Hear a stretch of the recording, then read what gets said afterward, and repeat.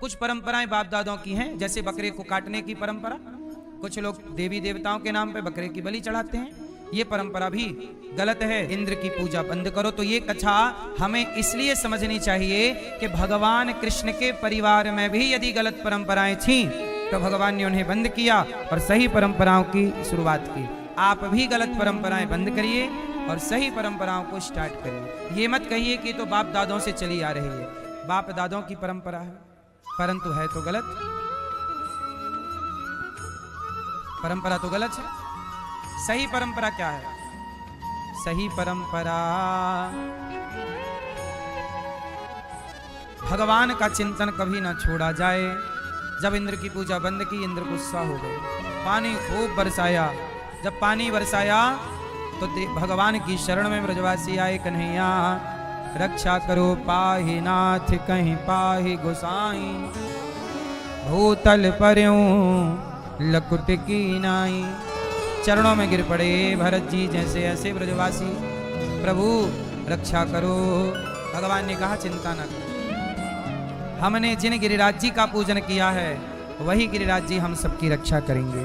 गए भगवान और गिरिराज जी को उठा लिया। बोलिए गिरिराज धरण भगवान की जय। भगवान गिरिराज जी उठाते हैं। क्यों उठाते हैं मेरी माँ? ताकि भक्तों को ये भरोसा दिला सकें कि तुम भगवान के भरोसे रहोगे तो भगवान तुम्हारा कभी अहित नहीं होने देंगे। अच्छा मैं ये एक बात बताओ,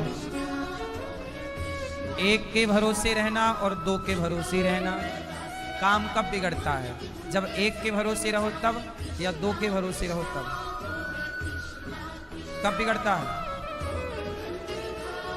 दो के भरोसे रहने में काम, एक को सौंप दोगे तो नहीं बिगड़ेगा, क्योंकि उसे पता रहेगा और उसे पता लग जाए कि वो कर सकता है तो आजा उसने कर लिया होगा, अच्छा वो कर लेगा। इसी चक्कर में कोई नहीं करता। जैसे कई बार ना क्रिकेट में कैच उठा तो दो लोग कैच रोकने के लिए गए, तो उसे लगा कि ये कैच ले लेगा, बॉल पकड़ लेगा, तो वो खड़ा हो गया और वो भी सोचा ये ले लेगा, तो वो कैच सामने गिर गया। बोलो हाँ, क्योंकि दो लोग दौड़े थे और एक ही दौड़ता तो जैसे तैसे वो पूरा प्रयास करता पकड़ने का। बोलो हाँ, दो के भरोसे नहीं काम होता, भरोसा एक पे। ऐसे ही जीवन में भरोसा एक पर करना सीखिए। ब्रजवासियों की अच्छाई ये है कि ब्रजवासी किसी पे भरोसा नहीं करते, एक कृष्ण पे भरोसा। प्रभु तुम हो ना, आप हो ना। गए भगवान ने गिरिराज जी उठा लिया। सब ब्रजवासियों ने प्रणाम किया। इंद्र का अभिमान, इंद्र आए, खूब पानी बरसाया और पानी अगस्त जी पीते रहे। अगस्त जी पानी पी गए। एक समय की बात है मैया, त्रेता युग में जब राम राजा बन गए, सिया जी रानी बन गई, तो सीता मैया बोली कि राम जी कुछ ब्राह्मणों को बुलाओ, हम ब्राह्मणों को भोजन कराना चाहती हैं। आप राजा बन गए, हमारा मनोरथ पूरा हुआ, अब आप राजा हैं इसलिए थोड़ा हम ब्राह्मणों को कुछ ब्राह्मणों को निमंत्रण दो। तो राम जी बोले कितने ब्राह्मण बुलाएं? सीता मैया जी बोली बुलाओ 1000 2000। राम जी बोले सीता पहले हम एक ब्राह्मण बुलाएंगे, एक को आप खिला लोगी तब हम 2 बुलाएंगे। हम बुला लें 1000 और तुम ना खवा पाओ। सीता जी बोली कैसी बात कर रहे हैं आप? क्या अपने घर में कमी है कि अपन भोजन नहीं करा पाएंगे? तो राम जी बोले पहले हम एक को बुला रहे हैं सैंपल के रूप में, आप पहले एक का पेट भर लो, फिर अपन 1000 बुलाएंगे बाद में। तो राम जी ने अगस्त जी को बुलाया। अगस्त जी आओ आओ महाराज, हमारे घर भोजन कर लो, हमारी पत्नी बोल रही है आपको भोजन कराएंगे। अगस्त जी आए। कौन आए? अगस्त ऋषि आए। और जब अगस्त जी आए तो सीता जी सोची गरम गरम पूड़ी बनाऊंगी। अब छोटी सी थाली, बढ़िया थाली में माता जी ने साग सब्जी खीर पूड़ी हलवा रखा। कहा महाराज खाओ। अब अगस्त जी लगे खाने। अगस्त जी तो खूब खाते थे। खाए माता जी बोली 2 पूड़ी और रख दूं? अगस्त जी बोले 2 नहीं, जितनी हो सब ले आओ, पर ये मत कहो कि अभी पूछो मत कि रख दूं, अभी तो रखते चलो। आप लोग नहीं पूछते 2 और रख दो, अभी नहीं पूछना, आखिरी में पूछना, अभी तो हम बैठे ही। अब माता जी इतनी पूड़ी लाई रख दी, बाबा जी तुरंत गप कर गए। अब सीता जी बोली खत्म, फिर पूड़ी बना रही, अब पसीना पहुंचती जा रही है, सारी पूड़ी खत्म, आटा खत्म, फिर आटा, फिर गूथा। अगस्त जी बोले जब तक हम चटनी खा रहे हैं आप ले आओ आटा, आप ले आओ, मिठाई खा रहे हैं। अब सीता मैया ने और सबको बुलाया, आओ बन जल्दी आ जाइए, बाबा जी ज्यादा भूखे हैं। अब खूब आटा, एक आटा लगा रही है, एक बेल रही है, एक सेक रही है, सीता जी परोस रही है, सब थक गई हैं। 3-4 कुंटल आटा खत्म। सीता जी ने ऑर्डर दिया चक्की वाले चालू करो, चलाओ। अब वहां महिलाएं पीस रही हैं गेहूं, वहां आटा पिस के आ रहा है, छन रहा, और बाबा जी सब चट। अब यहां सब्जी काटने वाला काट रहा, सब्जी छुक रही है। सीता जी बोली हे भगवान, बाबा जी आप कितने दिन से नहीं खाए? सीता जी गई राम जी के पास, प्रभु पूरा कोठार खाली हो गया। राम जी बोले तुम कह रही थी 1000 ब्राह्मण बुलाओ, एक को खवा नहीं पा रही हो। अरे बोले बाबा जी महाराज आप ऐसे भुक्कड़ बाबा ले आए, पेट ही नहीं भर रहा इनका, कितने दिन से नहीं खाए। राम जी बोले ये बाबा जी बहुत खाते हैं, सुनो अब एक काम करो, ये तो इतना खाए हैं, अभी पानी और मांगेंगे, तो सोचा पानी कितना पिएंगे? 1 मटके पानी में थोड़ी होगा, जो कई कुंटल खाए वो 1 मटका पानी पिएगा, 1 गिलास। सीता जी बोली प्रभु आप रक्षा करो, बाबा जी खाए जा रहे हैं, सब खत्म हो गया, सब थक गई। अगस्त जी को राम जी ने तुलसी का पत्ता दिया सीता जी को, सीता जी को कहा अब रोटी जो पूड़ी परोसना उसके ऊपर ये पत्ता रख देना। अगस्त जी ने तुलसी का पत्ता देखा और इशारा समझ गए कि प्रभु कह रहे हैं बस करो। अगस्त जी ने खाई और डकार ली, और डकार ली, कहा हाँ पेट भर गया। सीता जी को जान में जान आई, पेट भर गया। अगस्त जी बोले अब पानी ले आओ। अब सीता जी घबराई, जितना पानी था सब दे दिया। बाबा जी बोले इतने से थोड़ी होगा, कितना? तब राम जी बोले हाथ जोड़कर हे अगस्त जी, त्रेता में हमारी पत्नी ने आपको भोजन कराया है, द्वापर में हम आपकी प्यास बुझाएंगे। जब हम गिरिराज जी उठाएंगे और इंद्र पानी बरसाएंगे तो सारा पानी आप पीते जाना। तो जो इंद्र पानी बरसाए वो सारा पानी कौन पी गया? अगस्त जी। तो त्रेता में खाए और द्वापर में पिए, खाए पिए कौन? अगस्त। ये वही अगस्त जी हैं जिन्होंने पूरे समुद्र को पी लिया था। हमारे ऋषि मुनि कोई साधारण नहीं है।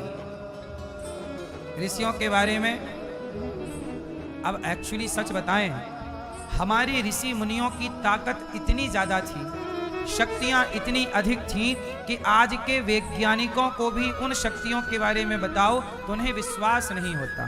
क्यों? क्योंकि आज की ताकत इतनी नहीं है। बात समझ रहे हैं? जैसे कुएं के मेंढक के पास एक बार समुद्र का मेंढक चला गया। समुद्र का मेंढक खुदकते खुदकते कुएं में गिर गया। तो कुएं के मेंढकों ने पूछा भाई साहब तुम कहां से आए? तो समुद्र के मेंढक ने कहा कि हम समुद्र से आए। कुएं के मेंढकों ने कहा कि बताओ समुद्र कैसा है, क्या हमारे कुएं से बड़ा है समुद्र? तो समुद्र के मेंढक ने कहा हाँ तुम्हारा कुआं तो कुछ भी नहीं है, समुद्र तो बहुत बड़ा है। तो कुएं के बुजुर्ग मेंढक ने कहा अरे पागल हो गया है ये, कुएं से बड़ा भी कुछ हो सकता है। अब सारे बुजुर्गों ने कहा ये नया, चुप रह मूर्ख है ये, क्या बात कर रहा? अरे हम तो कुएं में वर्षों से हैं, हमारे बाप दादे यहीं रहे, सब कह के गए हैं किससे बड़ा? कुएं से बड़ा कुछ होता ही नहीं है। क्या समुद्र मुद्र क्या बात लगा रखा है तूने? वो समुद्र का मेंढक चिल्लाता चिल्लाता बेचारा मर गया, लेकिन उसकी बात किसी ने नहीं सुनी। वो सुनते भी कैसे? कभी समुद्र को देखें तो जाने। तो आज का विज्ञान कुएं के मेंढक की तरह है, जो सीमित है, और हमारे ऋषि मुनि वो समुद्र की तरह विशाल थे, विशाल हैं, जिनके ज्ञान की ताकत अपार है। उनकी ताकत के आगे आज की ताकत कुछ मायने नहीं रखती। तो आज वाले उस ताकत के बारे में सुनना नहीं चाहते, क्योंकि वहां तक पहुंचना संभव नहीं। जब पहुंचना संभव नहीं है तो बोलते हैं कि ये तुम झूठ कह रहे हो। अब बताओ, रावण के जमाने में, त्रेता युग में पुष्पक विमान थे या नहीं? उत्तर दो जोर से।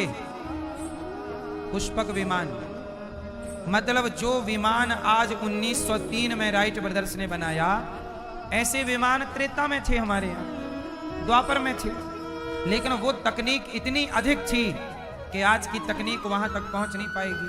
तो आज के तकनीकी उस जमाने के लोगों को नकार देते हैं, बोले तुम झूठ कह रहे हो। कुछ वैज्ञानिक, कुछ लोग हमारे शास्त्रों को कह देते हैं ये तो झूठ है। झूठ क्यों कह रहे हो? वो समुद्र के मेंढक को ना कुएं के मेंढकों ने झूठा करार दे दिया, तुम झूठे हो। बोलो हाँ। अब आपने सुना होगा इंसानों से ज्यादा ताकतवर एलियन होता है। कौन ताकतवर होता है? बोलो एलियन। जरा सोचिए, भगवान हनुमान जी एक हाथ से पूरा पहाड़ उठा के ले आए। आज बताइए, किसी मशीन में इतनी ताकत है कि पूरा पहाड़ ले जाए? इंसानों की छोड़ दो, क्या तकनीक भी इतने आगे है जितने आगे हमारे हनुमान जी पहाड़ ले गए। अब लोग हनुमान जी को ही कहते हैं कि ये सब गलत है। अब तुम बराबरी नहीं कर पाओगे तो गलत ही मानोगे। हनुमान जी तो परम शक्ति हैं, चारों युग पर ताप तुम्हारा है प्रसिद्ध। हनुमान जी की ताकत कितनी है? वशिष्ठ जी की ताकत कितनी है? वशिष्ठ जी इतने ताकतवर हैं कि शेष भगवान पृथ्वी को थामते हैं, वशिष्ठ जी भी पृथ्वी को थाम सकते हैं। विश्वामित्र जी इतने ताकतवर हैं कि जितनी ताकत ब्रह्मा जी के पास है सृष्टि करने की, इतनी ताकत विश्वामित्र जी में है नवीन सृष्टि करने की, कि वो ब्रह्मा जी की तरह नया संसार बना सकते हैं। वो बनाया। आपको पता है इस संसार में कुछ चीजें ऐसी हैं जो ब्रह्मा जी की बनाई नहीं है। पता है आपको दादाजी? आपको पता है कुछ चीजें इस संसार में ऐसी हैं जो ब्रह्मा जी की बनाई नहीं है। हर चीज ब्रह्मा जी की बनाई है, सुना होगा आप लोगों ने, पर कुछ चीजें ब्रह्मा जी की बनाई नहीं है। बताओ क्या? उत्तर दो। क्या क्या चीजें हैं जो ब्रह्मा जी की बनाई नहीं है? आप बताओ दादाजी। चश्मा वाले दादाजी दोनों बताएंगे, आप भी। आप बताओ वो क्या है जो ब्रह्मा जी का बनाया नहीं है? कुछ नहीं है? होता नहीं तो हम प्रश्न ही क्यों करते? सुनो, जैसे नारियल, क्या नारियल ब्रह्मा जी का बनाया नहीं है। ये नारियल किसका बनाया है? एक बार विश्वामित्र जी को गुस्सा आ गया, बोले मैं अपनी सृष्टि अलग करूंगा। तो उन्होंने अपनी सृष्टि अलग करने के लिए सृष्टि की रचना प्रारंभ कर दी। तो वो नारियल बनाए, नारियल नहीं मनुष्य का निर्माण कर रहे थे। बाद में रोक दिया गया। अब इसलिए नारियल की रचना देखो, नारियल की रचना भी वो नारियल बाद में बन गया, पहले वह मानव सृष्टि बनने जा रहा था। नारियल कैसे? आपने देखा होगा नारियल की दो आंखें, खोपड़ी देखा उसकी, उसमें बाल होते हैं, जटा। नारियल भी बाल, जटा, उसकी भी दो आंखें, उसके अंदर भी पानी। जैसे माता के गर्भ में क्या होता है? पानी में ही बच्चे का निर्माण होता है। तो कुछ रचना विश्वामित्र जी ने की, आगे का प्रोसेस करें तब तक रोक दिया भगवान ने कि भाई ये क्या कर रहे हो? तो बोले अच्छा चलो ठीक है। तो जितना बन गया उतना जितना बन गया वही नारियल कहलाया।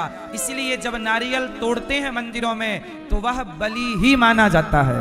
इसलिए सनातन में बकरे की बलि नहीं, नारियल तोड़ दो तो बलि माना जाएगा, क्योंकि वह भी एक सृष्टि है। इसलिए हमारे मंदिरों में नारियल तोड़ा जाता है। बात समझ में आई? तो नारियल तोड़ना क्या माना जाएगा? क्योंकि वह भी एक मानव सृष्टि का हिस्सा रहा है। चूंकि बन नहीं पाया तो उसी को तोड़ के कि बकरा ना तोड़ना पड़े, बकरा ना काटना पड़े, क्यों खून बहाए, तो बलि भी पूरी हो जाए। तो बलि इसलिए नारियल की दी जाती है। और विधान में कद्दू की बलि दी जाती है। पेठा कद्दू होता है ना, पेठे कद्दू की भी बलि चढ़ाई जाती है। तो नारियल किसकी सृष्टि है? जोर से, विश्वामित्र जी की। चांदी, चांदी ब्रह्मा जी की सृष्टि है और सोना विश्वामित्र जी की सृष्टि है। चांदी ब्रह्मा जी की और सोना विश्वामित्र जी की सृष्टि है। और कमल, कमल किसकी सृष्टि है? बताओ आप, कमल किसकी सृष्टि है? ऑप्शन, ब्रह्मा जी, भगवान नारायण या विश्वामित्र जी। कमल किसकी सृष्टि है? कमल भगवान नारायण की नाभि से प्रकट हुआ। कमल भगवान नारायण की, जोर से, नाभि से प्रकट हुआ। इसलिए कमल ब्रह्मा जी की सृष्टि नहीं। इसलिए भगवान की सुंदर, इसलिए भगवान विष्णु के हाथ में कमल होता है। 4 हाथ होते हैं भगवान विष्णु के, शंख, चक्र, गदा, पद्म। पद्म मतलब कमल। तो भगवान कमल की ही एक पंखुड़ी पर ब्रह्मा जी प्रकट होते हैं। तो भगवान ना, इसलिए कमल से भगवान की सुंदरता की उपमा दी जाती है। बाकी सब संसार ब्रह्मा जी का बनाया।